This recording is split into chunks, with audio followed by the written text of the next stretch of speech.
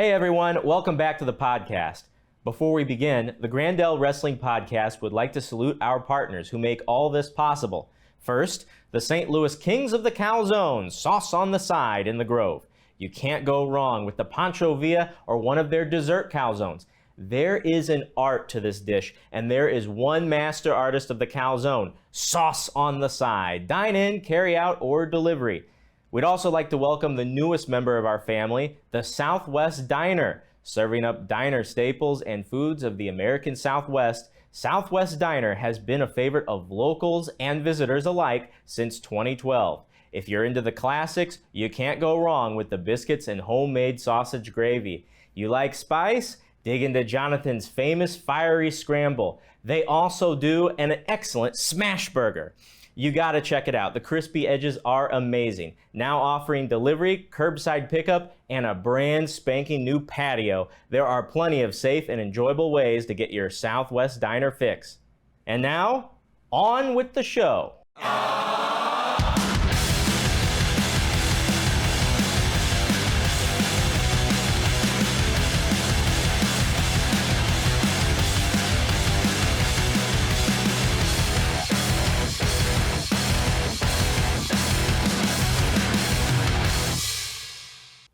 Hey everybody, welcome to the Grandel Wrestling Podcast. I'm here today with one of our most high-profile guests ever, the former World Cruiserweight Champion and a man about the wrestling world right now. He's back, Samuray Del Sol. Lucha! Dude, thank you, man. Man, I'm feeling like right? we're going to have a party in here right about now. Oh, we're having a party already, though. Hell yeah, man.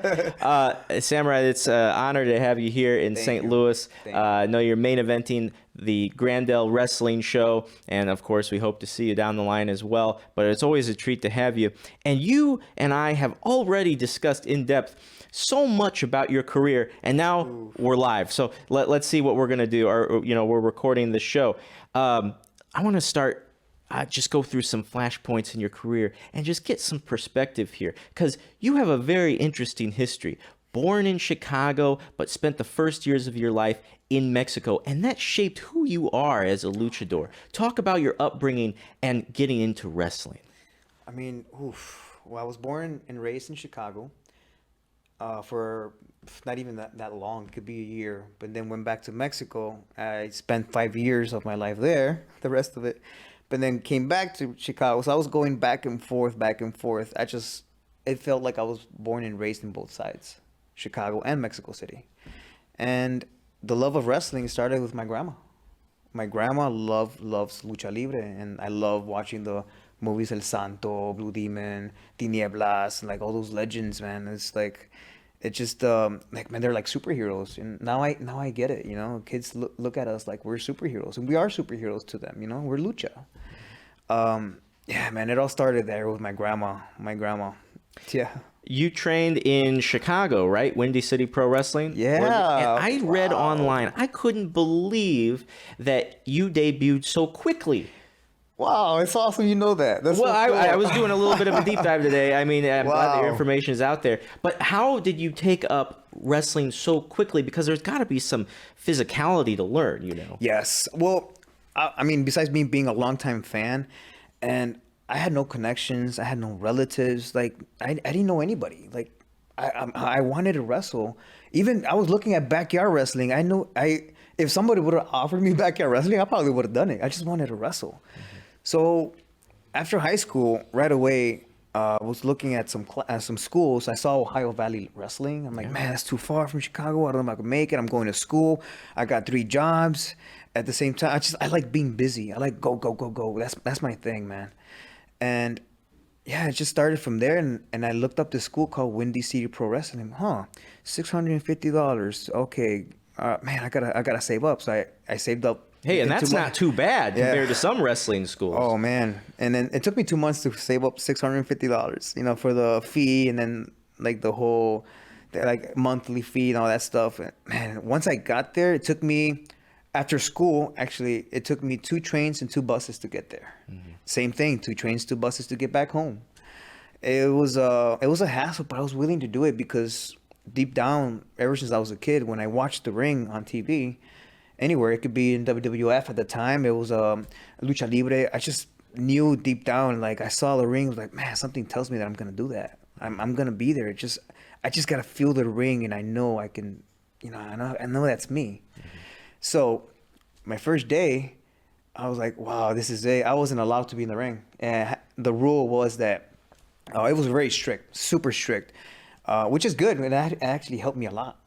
And the rules is like, if you mess up, you get a big clothesline. Everything like so, like, yeah. Then I'm like, oh my god, I don't want to get hit like with this big dude. If I mess up a spot or I mess up something, if I hurt somebody, which is my main, I told myself I don't want to hurt anybody, but I was eager and willing to learn because I love it. And at the end of class, one of my friends, in 2 days, I was there in 2 days, and he was doing lucha libre, like just simple spots, like, and I'm like, wow, I want to do that. I never saw somebody do a head scissors live. This is so cool. And I'm like, hey, bro, is it okay if I can practice a little lucha libre? I'm not allowed, but can I get in the ring? He's like, all right, man, come on. And I'm doing this thing, like, hey, can you do this? And this other Mexican dude, he was like the circus clown in AAA in Mexico, and they do live events, lucha libre shows there. I had no idea. So this whole world of lucha libre just opened to me. I'm like, man. So I discovered that, while at the same time learning American style, which is so tough because there's two different languages, two different sides of names of moves and stuff. Like, for example, a suplex, the Mexican side is an arm drag. The suplex American style is like, boom, vertical, yeah. Yeah, like suplex. Like, wait a minute, I'm in the Lucha Libre show. Oh, wait a minute, I'm in the American show. So it was really tough learning both styles at the same time. But man, he gave my friend, he goes by the name Isaias Velasquez, and he's from Chicago. He's one of my good friends too, and I grew up with him wrestling. And he taught me everything. He was like, do you know ROH? Like, no. Do you know TNA? Like, wait, what is that? Okay. And then, because I didn't have much. We didn't have much, like, you just knew of WWE. Yeah. I mean, I knew of the commercials and stuff. Like, I saw ECW commercials. I saw ROH. And as soon as my friend introduced me to that world, I was obsessed. Yeah. I was obsessed. I'm like, wow. And man, it's funny because at the same time, that's when I met my wife at the same time. And she didn't know. I'm glad that she knows nothing about wrestling. She's not a wrestling fan, so which is great. I love that. Yeah. But yeah, and it just started from there, and I was picking up everything at the same time. So Monday, Wednesdays, and Fridays, American wrestling. Tuesday, Thursdays, lucha libre. So, man, now that I keep in mind, like, I was training every single day nonstop for the past 2 years. Well, in Chicago, I've been to Chicago for wrestling before. Such a diverse community, just, I guess, on account of it being so large. But it really is an out-of-place haven for Lucha Libre in the Midwest U.S. It's crazy. It is. I mean, like I said, it opened a whole new world to me. And I'm telling you, the second day when I was training, I tried a couple of Lucha Libre moves. The teacher there is like, how many years have you been training? This is my second day. Wow. He's like, there's a Lucha Libre show next week. Will you want to come? I can just give you my mask and you can be just part of the clowns. So it's like a big circus. And I'm like, oh, yeah. And it was, I forgot the name of the theater. I haven't been in Chicago in a while, Doug. But yeah, it was, the Congress Theater. Mm-hmm. The Congress Theater in Chicago. That was my first Lucha Libre show. That wasn't Gali Lucha? No. Was it? No, because they do random Lucha Libre shows. They brought El Santo. At the time, they brought Místico, the very first one. That's the very first Sin Cara. They brought him there. I'm like, oh, that's Místico from Consejo, from CMLL. Oh, okay, this is this guy from AAA. This is this guy from there. And then El Santo. Oh my God, I met him there, and I was just like a manager. So I had like a clown mask, and I'm like, it has teeth, and I'm like, yeah, like, and then my friend's like, man, you pissed me off, bro. Like, why? No, you look like someone I wanted to punch. I'm like, oh, then I did my job. All right, that's good. I was annoying. I noticed, I want to talk about your mask, from the beginning. Yeah, man. I mean, you wore a mask from the beginning of your career, right? Yeah. So I noticed, I was looking at, not quite from the beginning? No, sorry. I'll go back to that. Go ahead. All right. Go ahead. We're here to learn. I noticed, I was looking at old photos, and you used to have the mouth covered. Yeah. And now it's open. Is that to let the fans see more of your personality or facial expressions? What's that all about? Well, when I came to WWE, it was more of a we need to see more of your facial expressions. So it's the same design, a little bit tweaked, but it's still the same. My eyes are everything. This design of the eyes, no one has. It's just mine. And yeah, it just took me some time. I didn't really like plan it. It as it goes, it just developed. Like it kept changing and changing and changing. I'm a big fan of the Japanese art and Japanese wrestling. So I'm a big fan of Hayabusa. And Hayabusa's like, oh, I love the way he presents himself. Like just the way the image, it's everything. You know, even if he's not wrestling, just the way he stands there, like, oh, he caught my attention. And I love ninjas.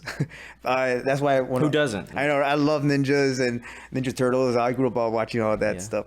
So, yeah, and it just started from there. That's where it started. And then the colors and everything. Like, you know what? Yeah, I can go with different colors, but like blue was always my favorite. You know, not only that, it also represents diabetes. And that's something that it's big in the Latino community. Like it's hard now everywhere because diabetes too. It was a major impact on us majorly because we love spicy food. You know, it's just the stuff that we eat in general, everybody. And to me, it was just like, man, because my dad has diabetes, so that was something I wanted to do for my dad too. Like, you know, it's more. I feel more like meaning when I go inside the ring and wrestle with those colors. It could be with cancer awareness. It could be with anything. Yeah, everything has a meaning. And when I do that, when I wear the mask, it's more meaningful. So I didn't plan it right away. Okay, this is going to mean that. No, it took years. It took years to develop and change and change and change. So, and I love samurais. I'm a big samurai fan. Art. I love Japanese art. And I was looking at samurais, like I feel like I'm a warrior. And I love ninja stuff. I love watching Bloodsport, like all those ninja movies and all those hardcore kickboxing movies and stuff, action movies, Jackie Chan. And yeah, just like I love doing the splits. Always. I don't know why. I'm really flexible. And I just always felt like I was a ninja. And I'm like, man, I want to be a ninja in the ring too. But I love this art. So little by little, just my mask developed. But everything has a meaning. Everything has a meaning. Even this design now has a meaning. Yeah. The one that the Samuray Del Sol one, the original one, the one that has black and silver. It took me a while because I was playing with the colors and playing with the designs. Like I looked up and made sure I did my research, making sure no one has my same eye design, making sure no one has my mouth design, and making sure no one has the exact designs I have. That's such a good idea because it has to be iconic. Yes. Anybody who's anybody in the world of Lucha Libre has their own design. And the last thing you want is a cease and desist. Yeah, so not only that, but like I said, it's more like my masks, all my designs came from my heart, man. Because like I said, I didn't plan it. It just changed at the time. But that color, the Samuray Del Sol color, the black and silver, it just stuck with me. And it felt right. Mm-hmm. So once I feel something good, I just keep going, man. Like within the ring, it's just I don't know. I couldn't explain it. It just felt good, and I was connecting with my people, and then I started feuding I was in Dragon Gate USA, and then Evolve. And I started traveling all over the world, in AAA and Canada with Teddy Hart at their events that they were having. I did the Stampede show. It was pretty cool. I met Bobby Lashley there. Yeah, it was pretty cool, man.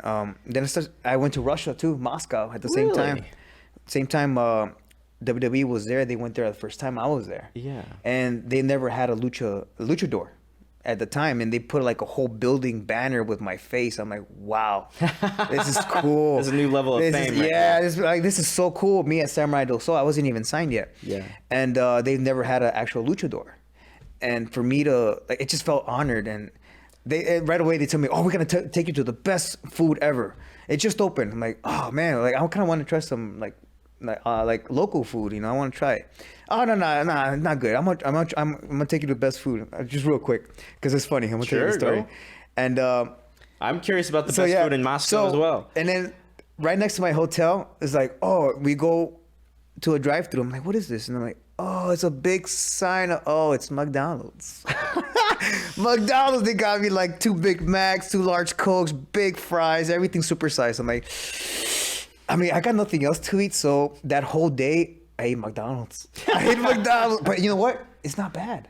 The Russian it is McDonald's? not bad because I tried McDonald's in Japan also. Yeah. I tried McDonald's in Canada, and I haven't tried McDonald's in Europe yet. But everywhere is different, man. It's Sure. pretty cool. So I've been everywhere, man. Well, It's those pretty cool. Russians are missing McDonald's right about now. Oh man, well, Right? yeah, off topic of that. Damn. But Hey, yeah, but speaking of your mask, career yeah. and your mask, I saw some video and it was one of the most disturbing moments in all of wrestling, and it was something that really set your career back.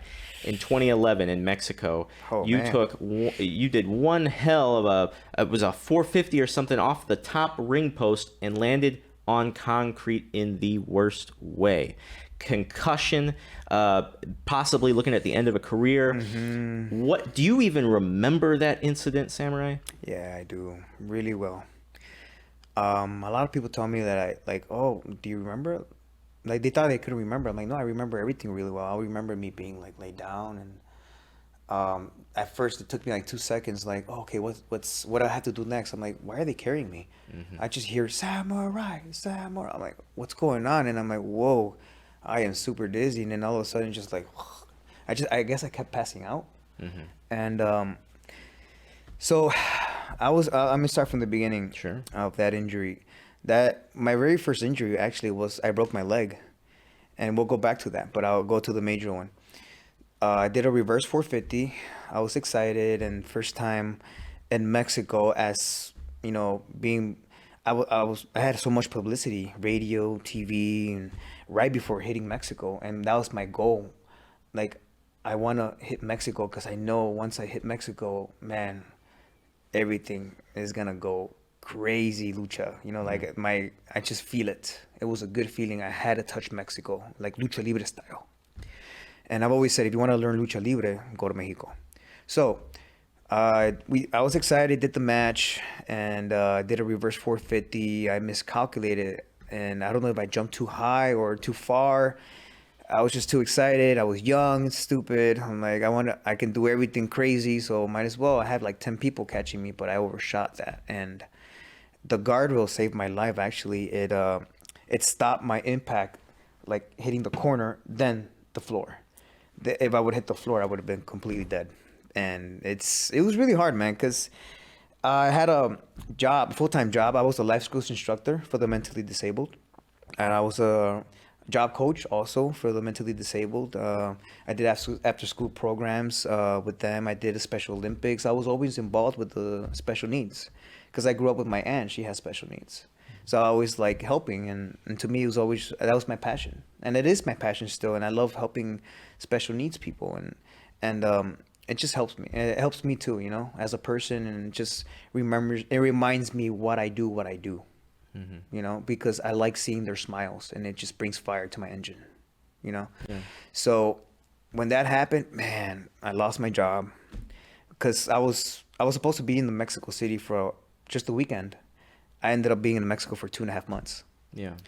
Thank God I have family, and I met my family that I haven't seen in years since I was a baby. I carried you as a baby, and I mean now a couple of them are like, you know, they passed away, but I was just honored and like so grateful that just to get to live with them that time that I got to meet them. And you know, in my aunt I was staying with too, and she passed away, but man, just getting to know her again, like how she is and everything, just everything. I was blessed that I have family there. So the hard part is back at home. I left my wife back in our apartment, and hey, she knew that I lost my job. I had no idea what was going on. All my friends calling me, yo, what the hell happened? This and that. Like, bro, this and that. Like, I had a whole bunch of people calling me. I was just out of it. And it's embarrassing at the time because, like, I had my aunts and my uncles, like, that I haven't seen in years, that they carried me as a baby. They're helping me shower. I'm like, oh my God, I got to get naked in front of my family. Like, but I couldn't move at all. I couldn't move. And my aunt took care of me really well. I had like a little bell, like if I needed food or water or I got to go pee. Do you think your career was over at this point? Yes. Oh, yeah. And yeah, man, it scared the crap out of me. And yeah, man, I was diagnosed with post-concussion syndrome. That's what I was diagnosed. And they were telling me that, yeah, that good thing that I bled, because if I wouldn't have bled, I would have had like blood clots or something. Would have been a lot worse. Yeah.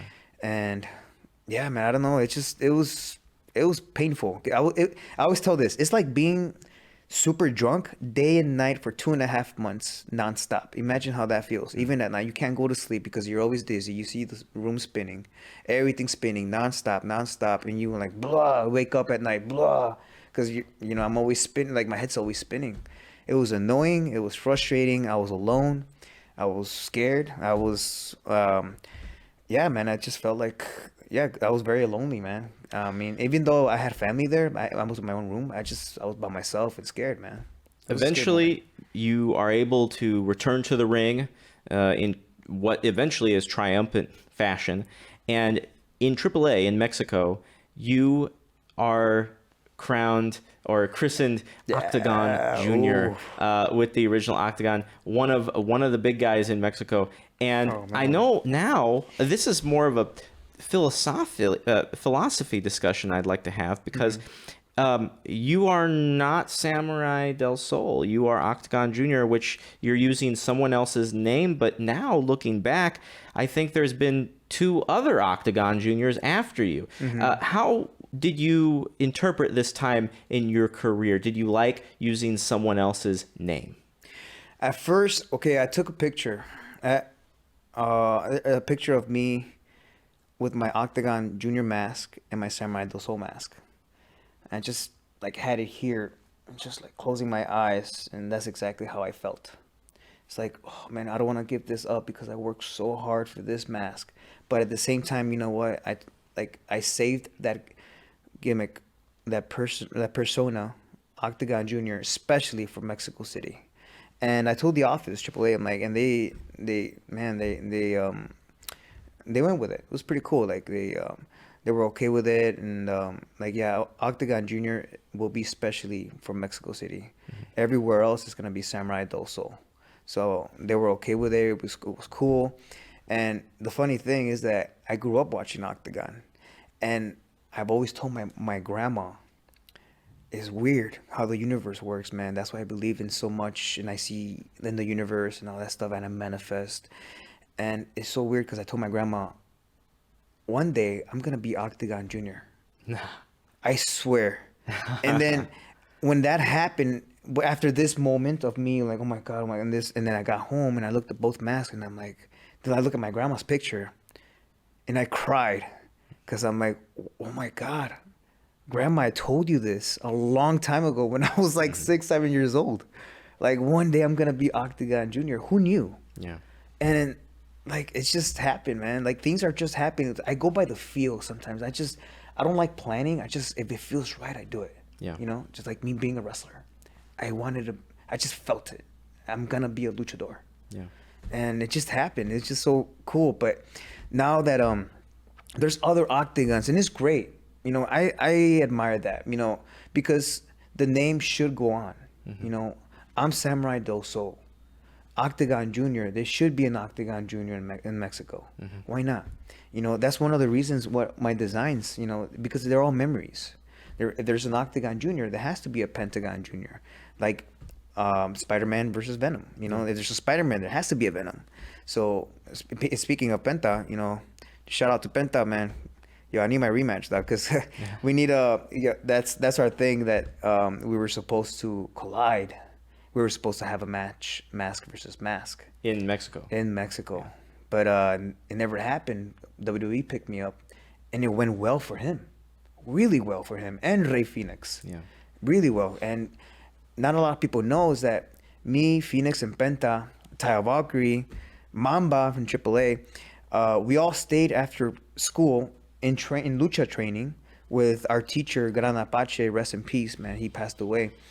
And he's one of the best teachers that taught me lucha libre, like, perfection. Like, he perfected my lucha libre. Like, when you fly, make sure you arc and you present yourself. Everything's an image. I'm like, ooh, okay.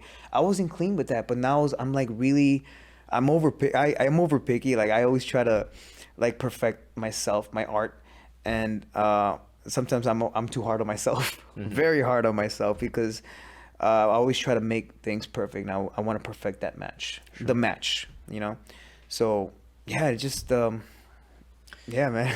2013 was the year that you got signed to WWE to be in NXT, and you had two tag team partners early on, El Local, Ricardo Rodriguez, Ricardo. and Sin Cara, Sí. the second Sin Cara, yeah. Único. And well, you and Sin Cara, as the Lucha Dragons, were, I think, more well known. Who was your favorite partner between those two? Oh, I like them both, man, because every luchador has their own different style. Yeah. You know what I mean? And El Local, when I first started with him, like, man, it's very exciting, and they got me more. It got me prepared. Mm-hmm. You know, I was like, okay, he taught me, like, okay, do this and that, this and that. Like, I'm just all ears. You know, I'm learning. And with Sin Cara, man, too, he taught me so much well. Like, we just clicked too very well. The entrance too, being Triple H's idea too, man. He spiced up everything really well, and we just clicked, man. We clicked, and our scream, Lucha's like, why you do that, man? It's like, it's a scream. It's like, yes, you can. Yeah. You know, ours is Lucha. It's not just Lucha Libre. It means to fight. It's like, ooh, I like that. I'm like, all right, cool, man. Let's go with it. All right, cool. Let's go with it. See what happens. Yo, it didn't happen. Lucha just became worldwide, and they don't speak English or Spanish, but they know Lucha. Like, seeing the kids, oh man, it's so cool. There was a time when I actually keep lots of stats for wrestling that's on TV, and there was a time in like 2016 to 17 where you had a really good on-screen record where you were the top unofficial cruiserweight in the world by my calculations. Oh, wow. You were booked really well on TV, and I was very impressed when you became the cruiserweight champion, which was the top of 205 Live. It was on Raw for a while. Do you feel like the cruiserweight championship was presented to its fullest ability, its fullest? Well, 205 Live, man, everybody, there was so much great talent. It was a great show, and besides being on Raw and SmackDown, 205 Live had his own style. It's kind of like, man, I gotta have to readapt, but man, it was great. Yeah. It was great because I got to showcase everything that I got to do, and I got to showcase not only my lucha libre, but my hard-hitting style, you know, all the crazy things that I've done, man. It's just, it was a different level of respect, man. 205 Live, like, all the guys that made 205 Live, man, just, you know, mad respect, and it's a good memory. It's a really great memory, man, and I'm glad it happened, and I'm glad I was a part of it, man. The United States Championship. Ooh, yeah. Another big belt on your mantle. But I remember your feud with Ryback. Culminated at a pre-show match at WrestleMania 32, which was the most attended WrestleMania of all time. Should you guys have been on the main card? Oh, man. I mean, we should have. But and then again, I'm glad it happened because we got a lot of eyes on that match. Yeah. And even Ryback, like, man, this is like, thank you for giving me like a great match. And like, and I'm glad he told me, he's like, man, like, I'm glad like I left with, you know, having one of the best matches with you. I'm like, well, I felt honored, you know, like it was real cool. Like he was willing to like try everything with me. I'm like, oh, that's awesome. Like in the ring, it was pretty cool. And man, he's really great to work with. I love working Ryback, man. And I was really honored just seeing the matches back. And I still watch it every now and then because of my nephews. Let's watch your matches. Like, all right, cool. We watch the same matches. And I'm like, oh, wow, it has like 26 million views. So I'm like, oh, wow. Like all these matches. And like, I had no idea because like we're always on go mode. And we never, you know, now that I sit down and I take a pause and look back, I'm like, oh. Wow, I've done a lot. Slammy Award. Oh, wow. Two-time U.S. champion. Oh, wow. The first Mexicans to be NXT Tag Team Champion. Like, wow. And Cruiserweight Champion. Wow, we main evented Raw. Wow. Damn. Like, I started seeing everything that I've been doing. GQ Mexico. Wow. Only The Rock and me have been on it. Wow. It's like, it's a huge milestone. And, like, being in commercial with Sour Patch Kids and Nickelodeon and red carpets, Latin Grammys. Man, like, I want to do more, you know? Mm-hmm. Like, I feel for me, like, I can be better. I'm always thinking that. you and Lince Dorado and Grandel Lucha House Party with the Pinata. Penelope? Was that Penelope? The Pinata, of course. Man. A lot of younger fans, I mean, man, that trio was maybe their favorite. And that was fun. near the end of your WWE run. And then you went much. off and kind of did your own thing. Whenever your time in WWE came to an end, I hate to be jumping forward so fast, but we're short on time. It's okay. You had a COVID scare. Yes. And it affected you in a very bad manner. You said you almost had a heart attack. Yeah. Well, besides me having so much fun in Lucha House Party and me being having played with my character a little bit, me having fun and all that stuff, having fun, then becoming the Gloat, creating my character because I wanted to better myself. The Gloat, the greatest luchador of all time, man. And Ray, that's pretty cool, man. That's that my goal is to go against you. So when I was let go, I tried everything. I came back super fit. I had Hollywood acting coaches helping me with my promos, which I was really motivated and to get better and to look great. Then, yeah, of course, I got let go. I mean, it's part of the business, which I understand. Then the COVID thing happened to me, which was a complete surprise. I'm super fit. Then that Delta variant hit me super hard. I'm like, man, I hit rock bottom. I'm like, man, being almost 2 months in the ER, man, nobody knew. Only a few people knew. Yeah, I almost died, and I hate who likes talking about COVID, right? But it happened to me, and it sucked, man. It sucked because and then my first match back was in AEW. I only had a day to prepare. Yeah, man, and that kind of made me hungry again. Then AAA, and then all right, cool. That made me even more hungry. Then I did a show with Mojo Riley with Triple V with helping with kids with that have autism. That made me more hungry. I'm like, yes, it reminded me this is why I do what I do, because I want to see their smiles, man. It made me happy, and it's like that's my fire to my engine, man. That's why I lucha. And you know what? Everyone loves a good comeback story. Oh man. Hey, Samurai, before we go, I know you have a lot of upcoming projects. You just started a CBD company. Yeah, tell me about man. that. I just hated. I hated being in pain. I hated being in pain after trying CBD.